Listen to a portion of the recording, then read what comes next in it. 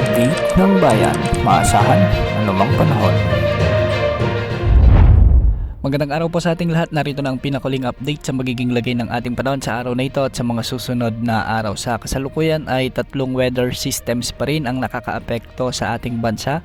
Ang umiiral na shear line, easterlies at northeast monsoon. Unahin natin ang shear line na kung saan magdadala ito ng maulap na kalangitan at kalat-kalat na pag-ulan na may mga kasamang pagkidlat pagkulog sa may Catanduanes, Albay, Sorsogon, Northern Samar, Eastern Samar at Samar Province. Ang shear line ay yung banggaan ng malamig na amihan at ng mainit na easterlies, kaya nagdadala ito ng mga pag-ulan sa mga lugar na nabanggit.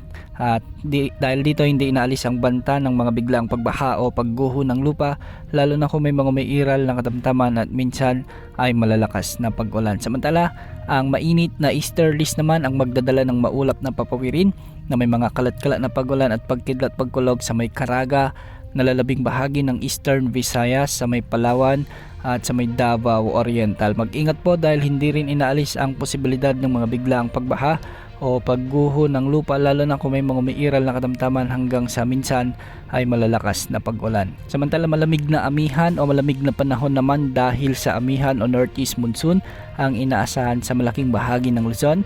Asahan din ang bahagyang maulap hanggang sa maulap na kalangitan na may mga kasamang mahinang pag-ulan sa Metro Manila, Ilocos Region, Cordillera Administrative Region, sa may Cagayan Valley, Central Luzon at Calabarzon. Samantala sa nalalabing bahagi ng ating bansa, asahan din ang bahagyang maulap hanggang sa maulap na kalangitan na may mga isolated rain showers and thunderstorms, durot pa rin ito ng may iral na easterlies. Posible pa rin ang banta ng mga biglaang pagbaha o pagguho ng lupa, lalo na kung may mga may iral na severe thunderstorms. Para naman sa lagay ng mga pag-alon sa ating mga karagatan, dahil nga sa umiiral na amihan, asahan pa rin ang matataas na pag-alon sa northern at central portions ng Luzon. Posibleng umabot hanggang 3.4 meters.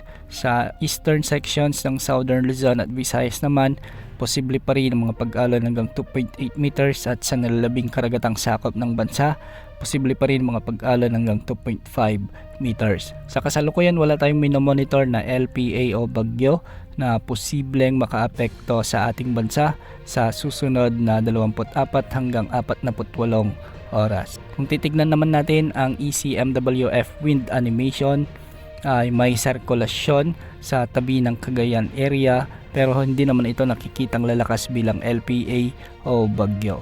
Yan mo lang latest sa lagi ng panahon. Ito pong weather update ng bayan, maasahan anumang panahon.